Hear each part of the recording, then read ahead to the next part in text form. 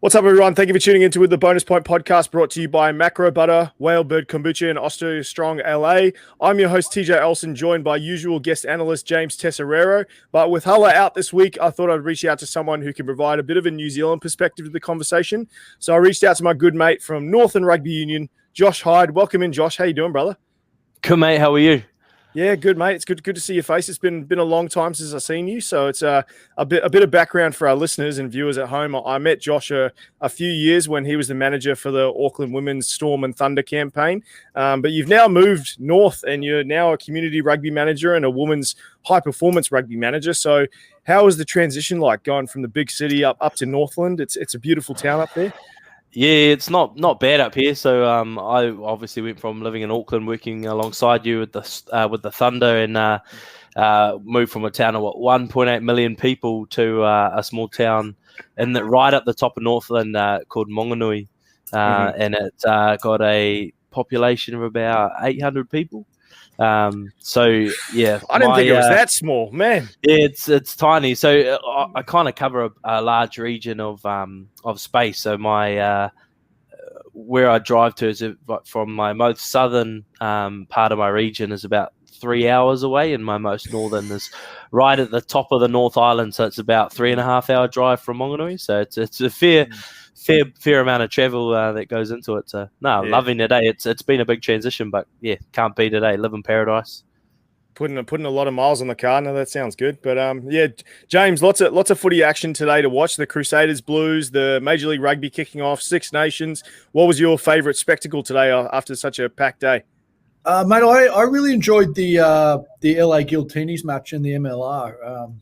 The quality wasn't kind of top notch, but just so much build up, so much hype around it. Getting to watch kind of Gitto and Ashley Cooper dust off their boots and play professional rugby again, I thought that was a bit of a buzz.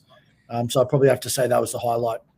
Yeah, I think a few people were messaging me going, it's a bit of an interesting transition to go from watching MLR to going to watch Super Rugby or something like that. It's where you've got like 5 drop balls in a span of 5 minutes. But I agree. I think it's a great day for LA and California rugby in general, just to get some professional rugby and seeing a guy that I've grown up hating for a lot of my years in Matt Gitto when I'd watch a lot of All Blacks games. It was good to watch him play for a team that I could root for. But let's get stuck into talking about the Super Rugby and talk about the Waratahs and the Rebels first. The Waratahs, as you know, James, are having a rough go in the Super Rugby AU comp and have suffered another loss to the Rebels.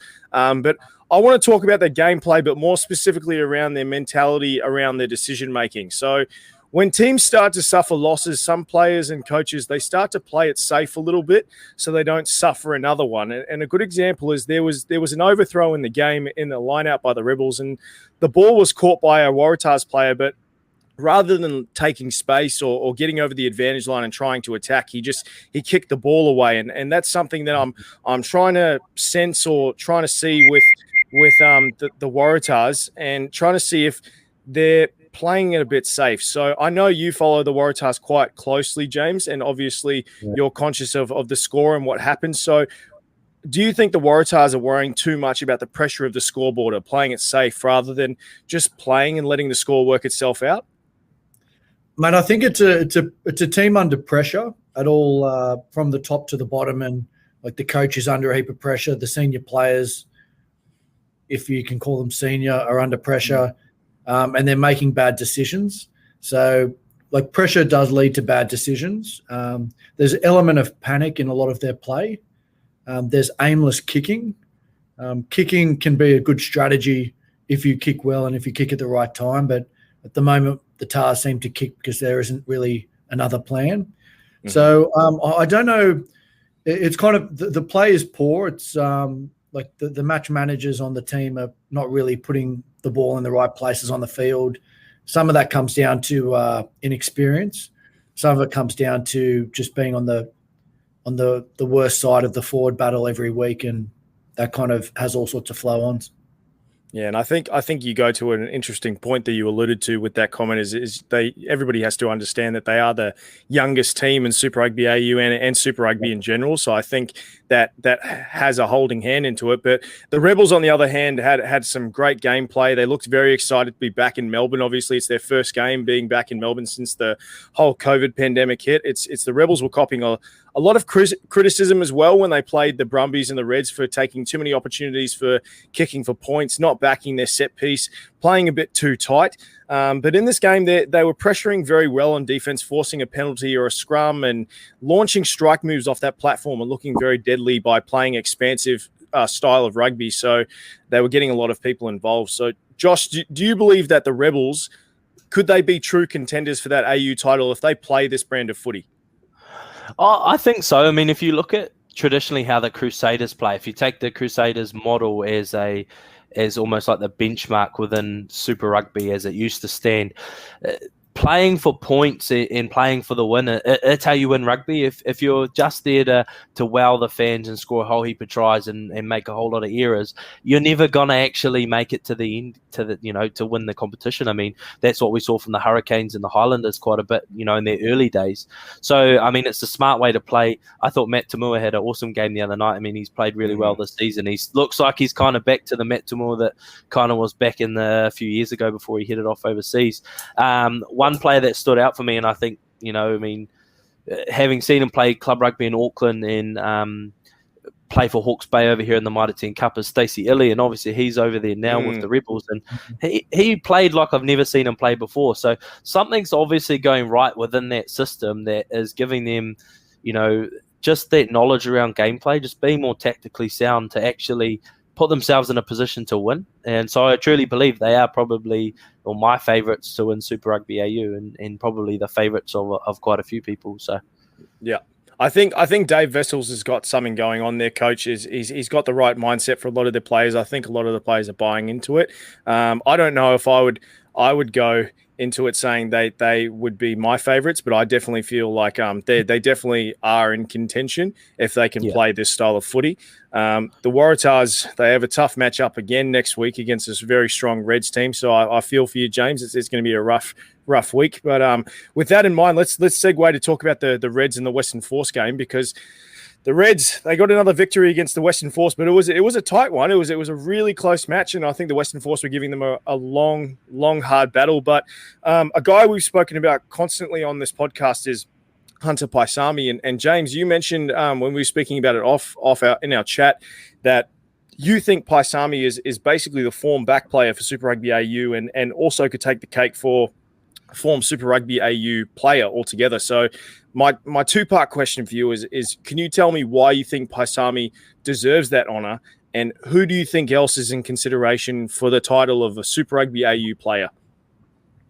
Yeah, right. Well, I think I think Paisami right now is the standout, and he's getting a little bit better every match. And he seems to have grown in confidence a lot since getting consistent international matches. He was always a strong ball carrier and a big whacker in defence. He's adding all sorts of different kind of more subtle skill elements to his game. He scored 2 tries on Friday night. At least one of them was kind of quite individual. His ball playing a fair bit from the 13 spot. He's still whacking guys and making a lot of dominant tackles. Oh, is he ever?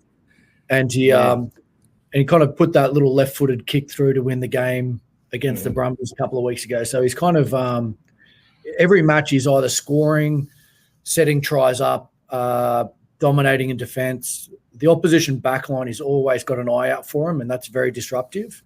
And just every touch looks quality and looks confident, and he seems to be growing every single match. So I think he's probably the form player in the country. Yeah. And who do you think would rival him in that? So obviously you've got a lot of talented players around Australia, but do you think Paisami's in the league of his own with the I guess the arsenal that he's grown, or do you think that someone else can compete for him? Yeah, putting me on the spot, mate. I don't think there's anyone else that's kind of week in, week out has been amazing. Corabetti looks very good, but I think he had a few quiet games to start the season. So in terms of kind of week in, week out, I think probably he's right up there. And then the Brumbies have got like a handful of consistent players that have been very good most matches, but no one really jumping out in that regard the same way Paisami is. Okay, yeah. Josh, I'll put you on the spot before we move on to our force game. Is there anyone you're seeing in the Super Rugby AU that you think would be the form player or basically like the guy who would be the face of Super Rugby AU? To be fair, I probably haven't seen enough of Super Rugby AU in terms of whole games to really have much of a say. But I mean, Hunter Paisami's probably one of the ones that is right up there. But you could probably credit a lot of his consistency and ability around his partnership with Jordan Petaia at centre as well. Like they just combine so well. They really work off each other. Probably having an experienced 10 can help alongside that as well. So he's probably got a few little cogs around him that help him be consistent and at that level. So yeah, that's probably all I can add. Yeah, I think that's something that we're going to talk about later when we talk about David Havili, when we talk about the Crusaders, as James made a good point, is when you've got someone like Richie Mwanga and you've got Goodhue on either side of you, I think you have a strong ability to succeed. But we'll move on to the Force. And in the past, the Force were great rivals against the Reds because they, out of 12 times, they have beaten the Reds 8 times out of those 12. So I heard Michael Checker, he made a pretty interesting comment saying if the Force are able to lure teams into playing this style of rugby, slow down the breakdown, getting into an arm wrestle battle rather than getting into a flowy type of game, they're able to force teams into that section and just hold on to them until they get out of it. So Josh, the Force kept the score tight but weren't lucky enough to get the win. What should the Force focus on next week to try and get the win against the Brumbies? Well, I mean, in terms of if you look at it from a statistics point of view, they had everything on their side to win the game. So it probably just comes down to their system. Maybe they need to actually relook at it. I mean, they got turned over a lot. They weren't able to offload or anything. So in terms of their keeping the ball alive while they had all the position, they weren't moving the ball probably enough. And probably there was a few skip passes and stuff in the game the other night that I thought probably didn't need to go. So holding the ball a bit tighter, but then also just shoring up on defense. So it's probably a system issue. They actually need to work out where they're going and what they want to play. Do they want to play wide or do they want to play up the middle? And how are they going to do that? It could be as simple as bringing it back to the dreaded 1-3-3-1 system, something to just get them moving down the tram lines and as a team. So they don't need to be flashy like anyone else. They just need to play like the Force and hold on to that pill, but move forward always. Yeah, I think in previous years you have seen highlights of them where they're similar to a Crusaders. Obviously, the Crusaders are more well known for running that 2-4-2 setup, but once they get into the groove and they hold their setup, they don't need to do too many things flashy. Obviously, in later years, they've gotten crazy backs that can do flashy things, but once they are able just to rely on their setup, they just keep moving forward. So just before we move on the Super Rugby AU stuff, James, I'll come to you and then Josh, get you to round us off. Any plays or any players that you really enjoyed in this round?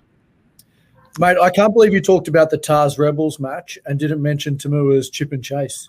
I was gonna get to it, but it totally slipped my mind because I think that is basically in the running for try of the year. It has to be. It's that, especially with I think it was Nangawase. He was coming across and Tamua was still able to secure that ball for the try. I think it's definitely got to be in the running for it. And it was also quite important in the context of the match. It was 2 minutes before half time and it made 16-0 into 21-0. Yeah. And like the Tars were kind of just hanging in there and were potentially, like the coach probably had some positive things to say to the Tars if they'd gone in 16-0 and we're in this is how we claw our way back in.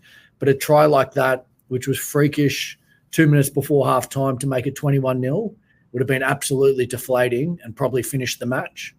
And it was a spectacular chip and chase. So that was the play of the weekend. Oh, man, shout out to State High boy, Matty Tamua. I love that guy when he's able to get flashy like that. But, Josh. I also should mention that when he regained, he was on the treadmill and he's lost a few steps in pace. Yeah. And, mate, there were props nearly running him down, but he did enough to score it. He's getting up there in rugby age. I mean, like he can't hold that speed forever. I mean, he's still doing all right. Yeah. Josh, any final plays over the Super Rugby AU weekend that you reckon were standout? Not that really come to mind. You guys have kind of nailed them, the ones that sort of stood out for me. But one comment I did want to make was the Waratahs just look really small. They look like Rob Penny's just run them for 6 months and hasn't actually bulked them up at all. I mean, just from personal experience, knowing Sam Caird, who's just moved over to the Waratahs from Northland, he just looks like he's dropped about 5-6 kilos, and that really does matter. You know, especially in the engine room. So, I mean, to me, they just look small, and they were getting bumped off every contact. And you know, there was, I think he got bumped off by Reece Hodge, and I'm like, mate, he's at 12. He should be putting him on his ass every time. So, yeah, I don't know. Like maybe it's looking at Rob Penny and how he's running them and how he prepared them. You know, are they ready to play Super Rugby, or are they more down in that domestic competition space?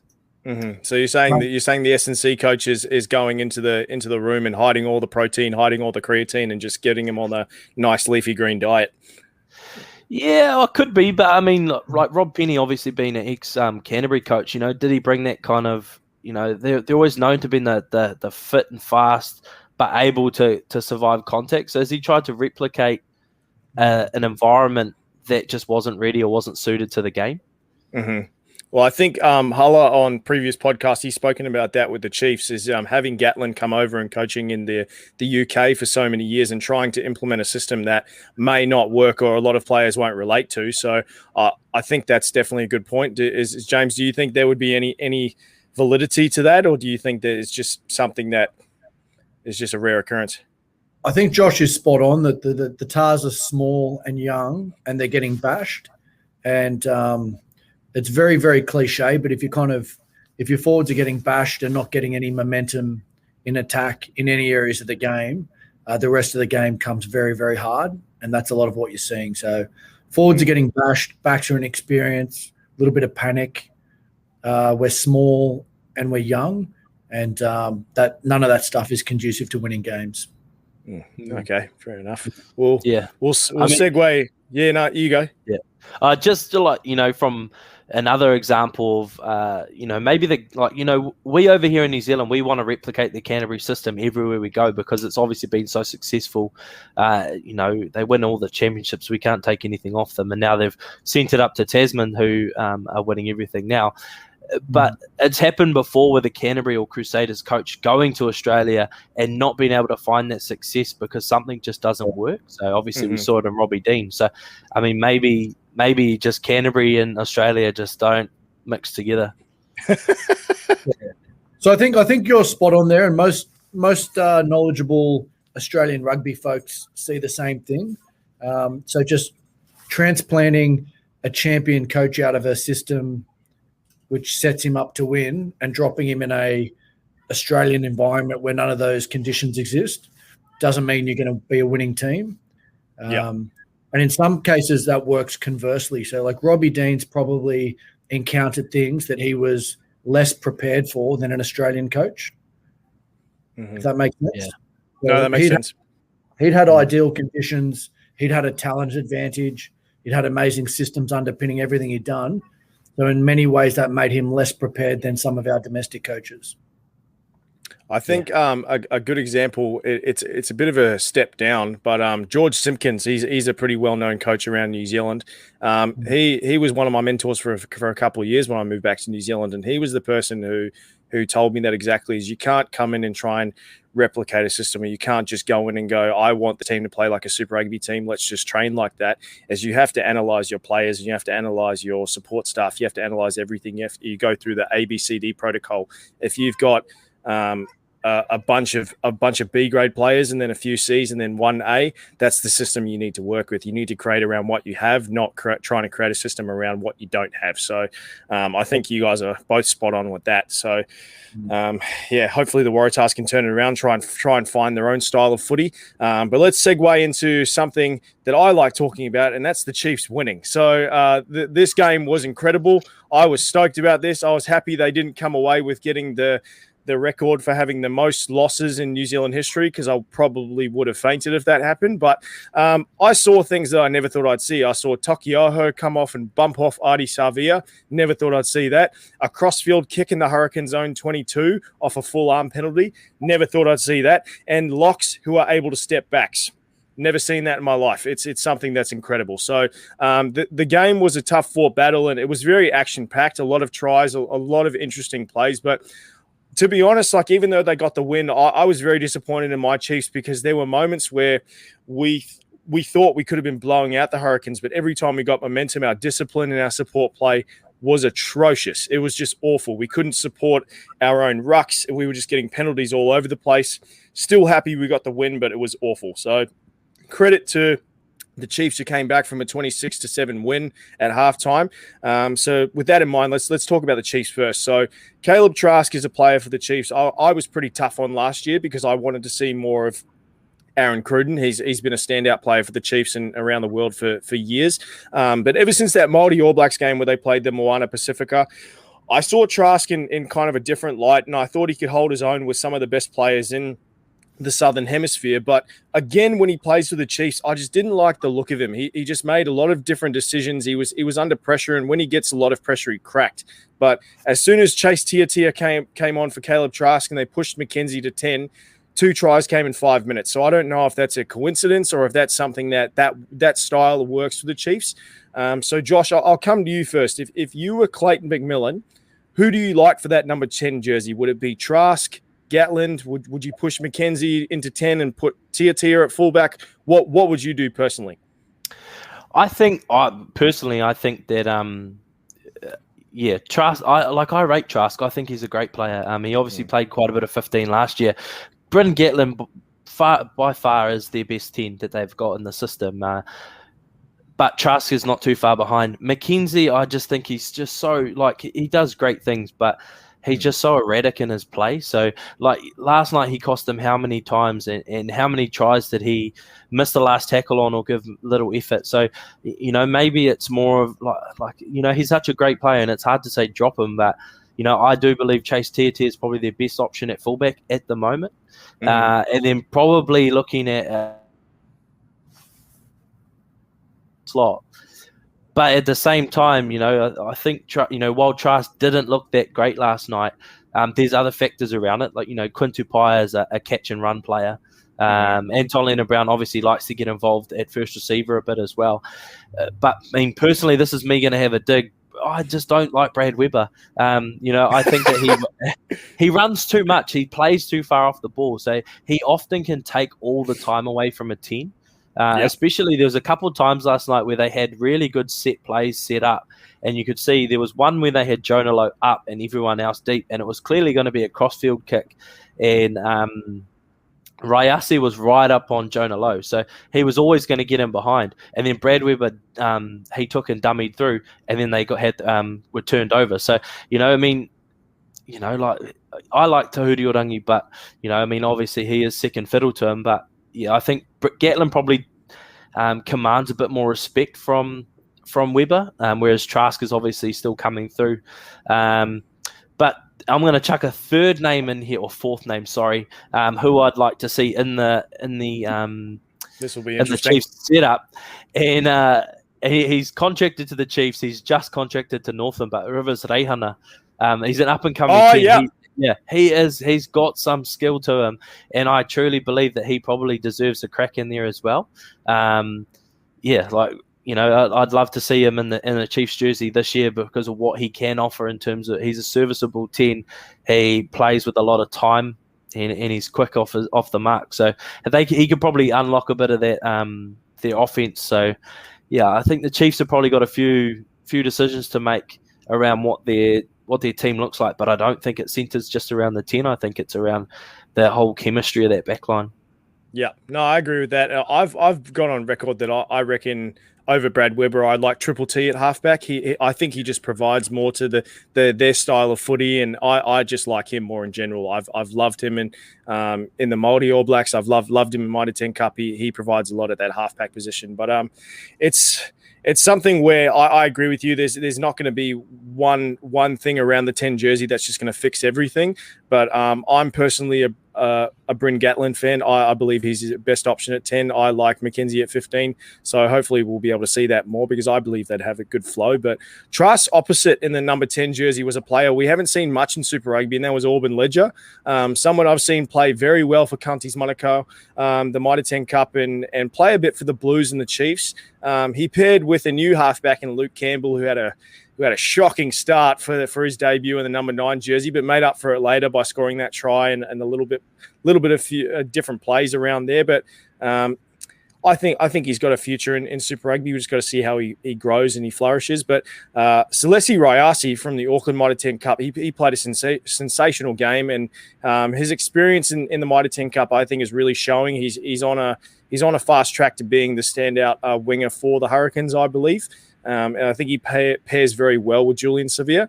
And obviously, you got the experience of Lau Marpi and Barrett. But I do want to talk about the forwards specifically. And we spoke about this previously off air, is Kane and Ardie Savia, just the conversation around them. So obviously, both captains of their team, both incredible at what they do. And there's a big debate about who should receive the number 7 jersey for the ABs. And obviously, they play different roles for their Super Rugby teams. But James, I'm going to come to you with another 2-part question. Who has a bigger impact for their team in your eyes out of Kane and Savia, and who's your form number 7? Mate, I'm a very big Sam Kane fan, and I always kind of look at this from the perspective of a frustrated Wallabies fan about like who do we least want to line up against. And I say this many weeks, but like Sam Kane is a proper nuisance, hugely influential, and like Sevilla is an amazing player and a talent also, but I probably feel more comfortable with him at 7 rather than Sam Kane. So, like without having watched every minute of Super Rugby and being able to comment on form one against the other, I think Sam Kane is New Zealand's best 7. And Josh, I want to get your thoughts on this. Your thoughts on the number 7 jersey, or who has a bigger impact out of those two? What do you think? Like it's been a tough year with obviously Ardie playing 8, but he's playing like a 7 as well. So obviously, they're just playing 2 8s down at the Hurricanes, but they're a shambles. So he's doing so much. I mean, if he was able to replicate that work rate at the All Blacks level, and he's managed to do it this year largely. He's sort of had cramping issues in the past, where he hasn't really had them this year. So if he's able to replicate that work rate at All Blacks level, he's definitely the best 7 we've got. I think Sam Kane goes out of he just goes out of the picture too often. He can get stuck out on that edge and sort of out of the play for quite a bit of time. So I think Ardie really gets there for me at the moment. But in saying that, we've got so many good 7s and loose forwards around at the moment. You could go with any combination. It's ridiculous. So just to sort of chuck a segue in there for you, I believe that Ian Foster and the All Blacks, they made a mistake by naming a loose forward as captain. So especially so early in the piece. It's our most populated, talented area that we've got in New Zealand rugby at the moment. And by taking one space out permanently, it's really put it's a real point of debate over here. You see Sam Kane's name there every week, obviously in the 7 jersey, and then so you've got to move Ardie to 8, so then you miss out a talent like Hoskins Satutu, who's got to either sit on the bench or out of the squad, and then you've got players like Fitu Kamu Douglas from the Crusaders who just don't even get a look in because they're not there. Lachlan Boucher misses out, and he's probably never ever going to get a spot because you've got Ardie playing 8 and you've got Sam playing 7. I mean, we've just got so many good ones, but for me, Ardie takes the cake over Sam, just on work rate and his influence on the game. Yeah, no, I have somewhat of a same sentiment as you when it comes to the captaincy, because I could, in one state of mind, I can understand where Fozzie was trying to go. He's trying to find someone who has that All Blacks experience, who's been in the program, and who can still have a bunch of longevity for the program. So they're trying to find someone that they can put in that position and just have in there for a few years, which is something that obviously what you want. But I agree with a point where they could have gone in a few different other directions where they don't have to sacrifice such a pivotal position when it comes to selection all the time. So we'll see when it comes to the end of that. I think everyone's still talking about even just last All Blacks games where so many people were trying to get looks, like you said. But yeah, it's gonna be a rough All Blacks campaign for the last couple of years. Yeah, because even obviously Richie McCaw was Richie McCaw. No one was ever going to be better than Richie McCaw. Like, he was the best. So he was clearly what we should have had at 7. As James labels him, the cheat or some other. But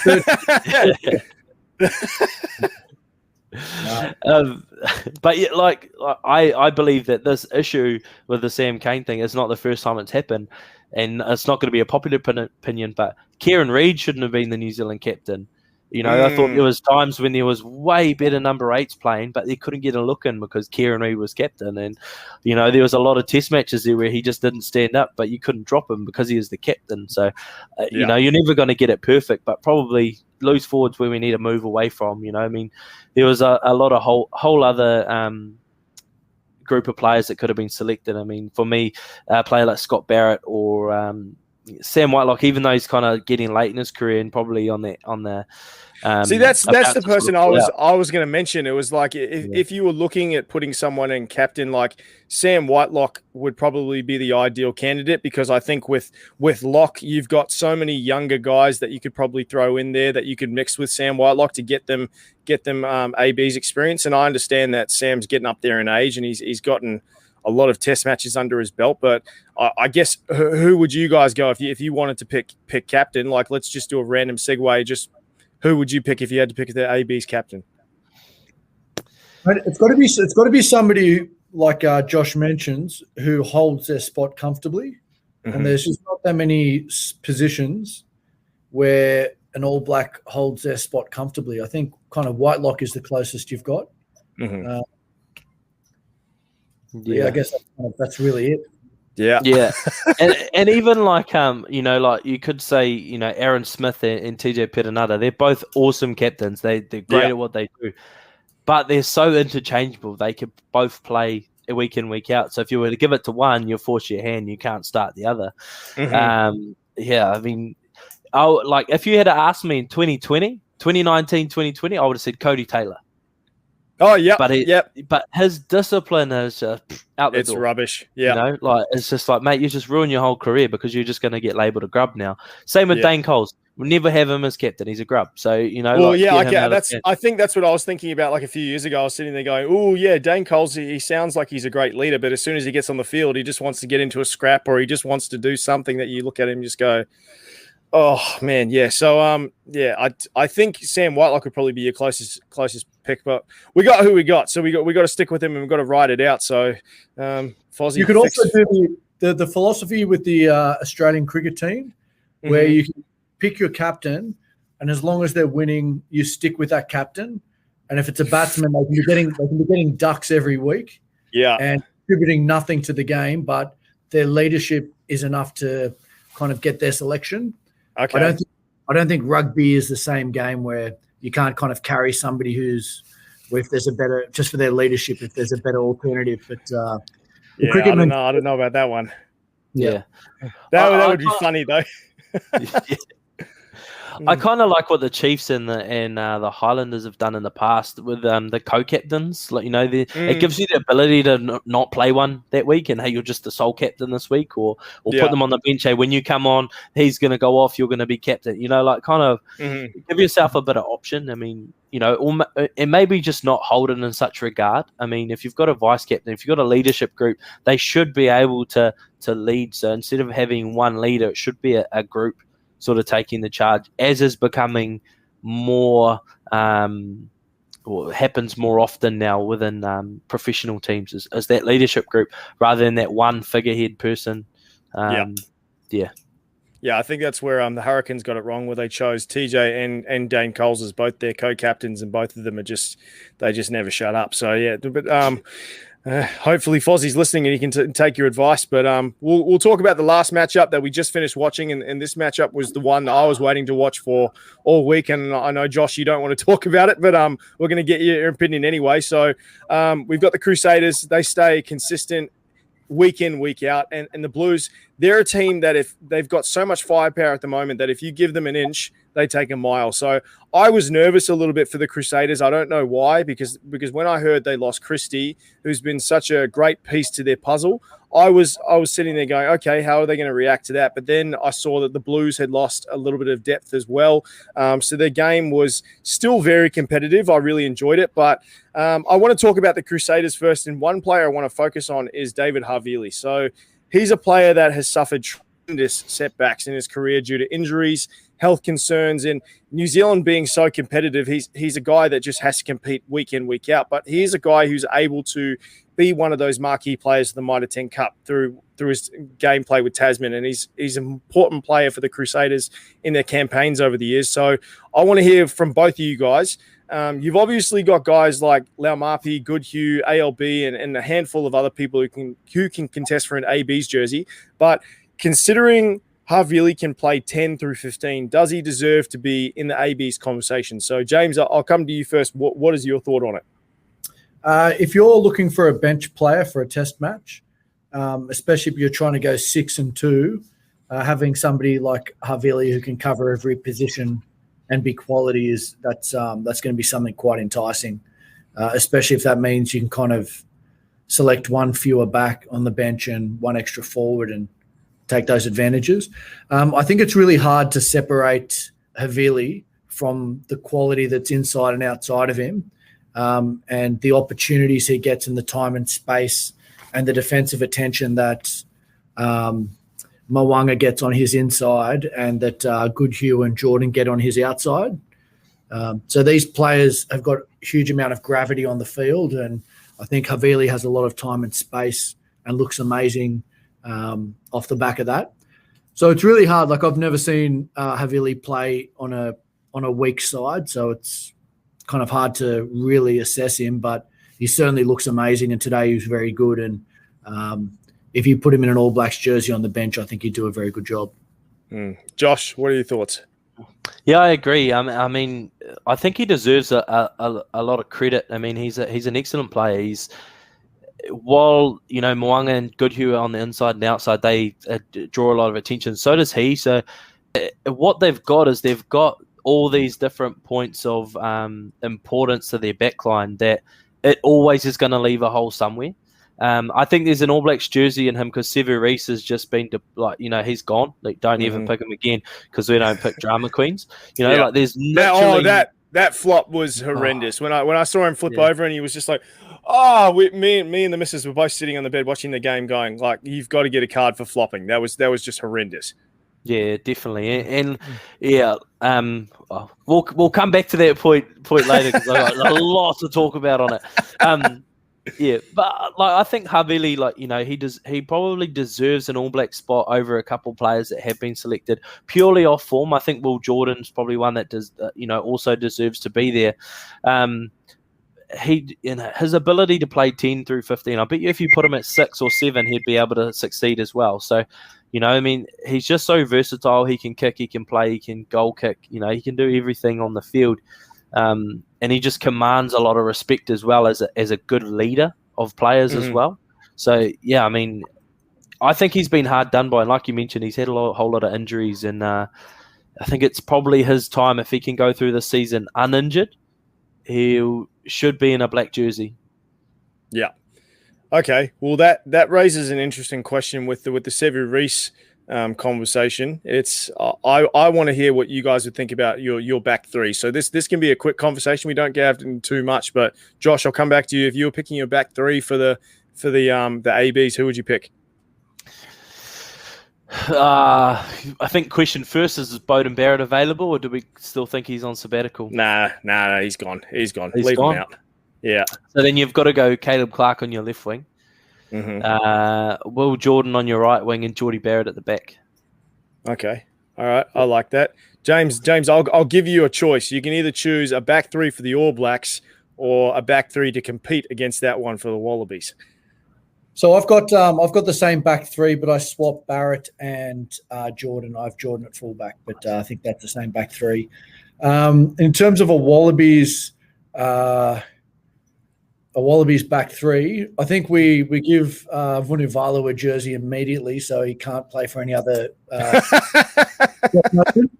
You know how I feel about warehousing players. Yeah, love it.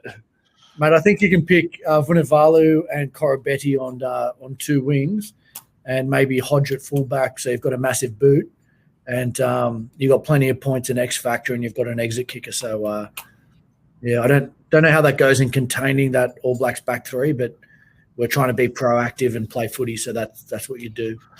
Yeah, I thought the warehouse was a popular store in New Zealand, not a policy that the Wallabies engaged in. No. Throw them a quick Wallabies jersey early, and so he can't play for his country of birth.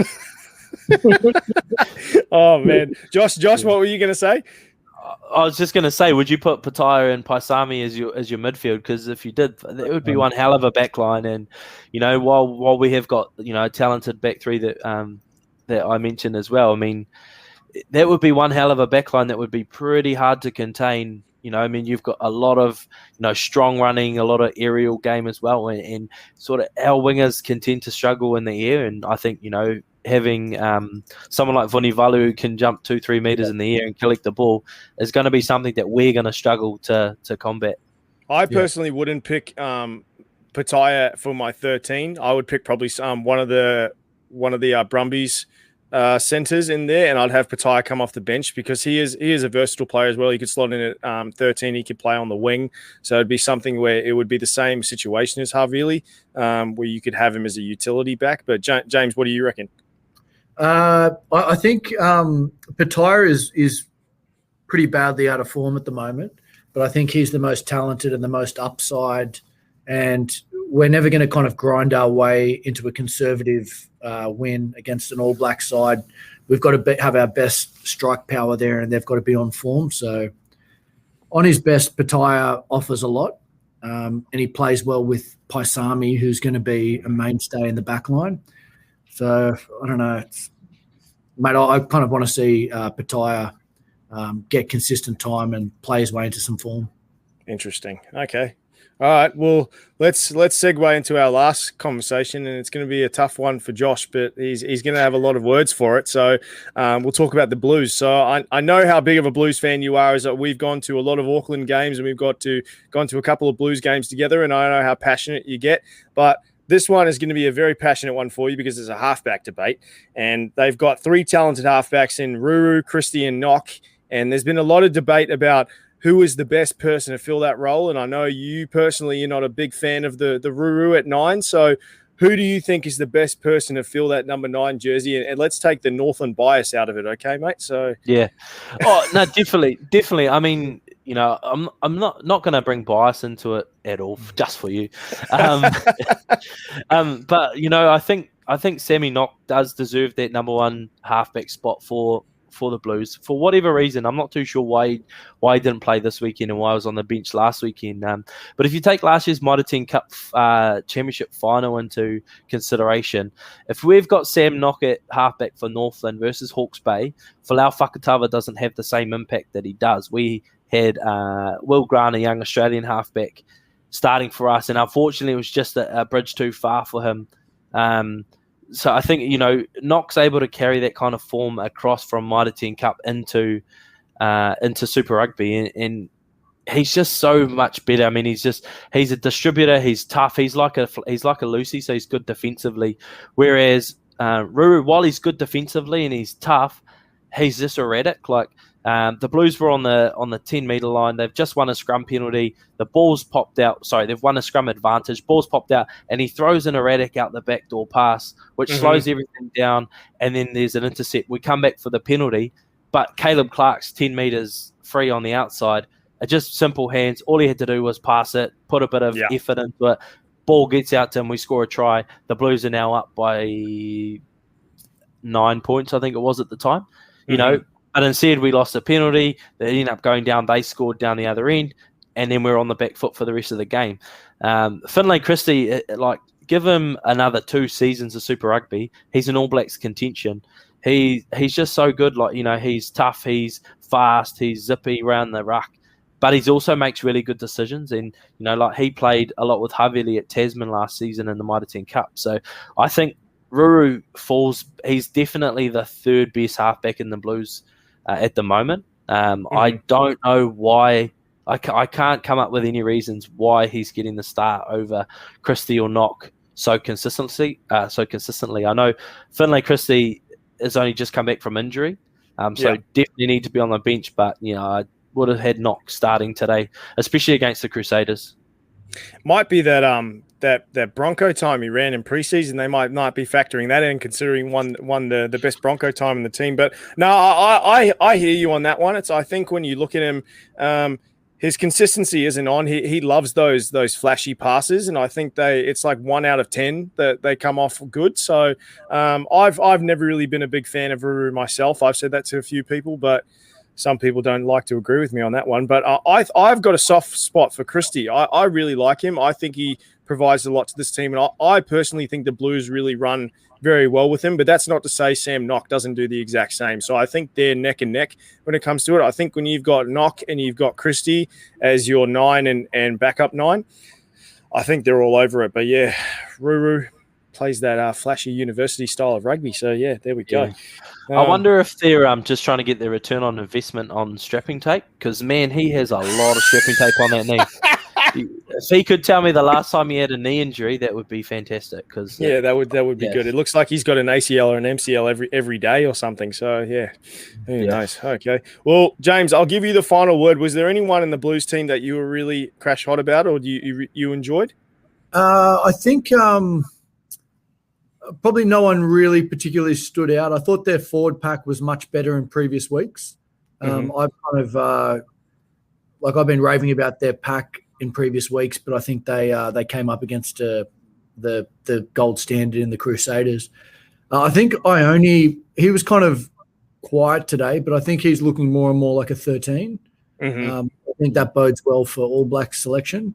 And I think every week that I watch Ione at 13, I think he looks more and more comfortable there and he's making better decisions. And so I think that maybe plays into kind of All Black selection.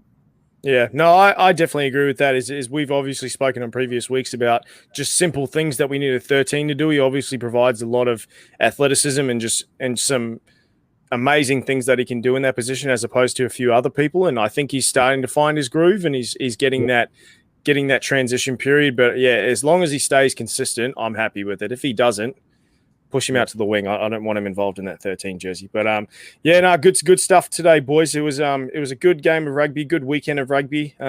Josh, thank you for joining us tonight. I appreciate you filling in for Hulla. It was good to see you. But James, I'll come to you first. Any final words from the rugby or anything happening cool in Sydney at the moment? Mate, the Sydney's in the midst of like a 1 in 100 year rain event. So a year after the bushfires, Sydney is absolutely flooded, and rugby only happened. We're supposed to have our first trials on yesterday, and rugby only happened on the Randwick training field, which is turf. And the grass field in Sydney has been shut, and we're expecting another 10 days of rain or something. So, mate, that's Australia for you. When it's not a once in a century bushfire and drought, the next year is a flood. So that's where we're going. Well, man, safety to you and your family, and I guess you go build an ark then, so you can just prepare for the worst. I got a snorkel to get home. Oh, that'll be good. And Josh, thank you for joining us again. I just want to give you the final word because you're our guest. So, any final words from the beautiful Northland? No, it's blue skies here, so don't want to skite or anything. Rub it in, salt in the wounds. But no, thanks for having me on. It's been really cool. I mean, TJ was a guest on a podcast that I was doing during the pandemic last year, so it's really cool to jump on yours and talk code because we all love talking code. So I mean, I'd love to come on again in the future, and I love to keep in touch and watch what you guys are up to. So cheers for having me on. We'll definitely have you back. You provide some great chat, and it'll be good to catch up more and more. So, thank you everyone for tuning into the Bonus Point podcast today. I see some good chat on the Facebook group, so keep that one up. It's pretty funny. But don't forget to check out our Major League Rugby episode this Monday at 6 p.m. Pacific Standard Time in California. Major League Rugby has kicked off, so super excited for that one. But we will see you all next week for the recap of all our Super Rugby. Thank you for tuning in, and have a good evening. See you, mate. See you, team.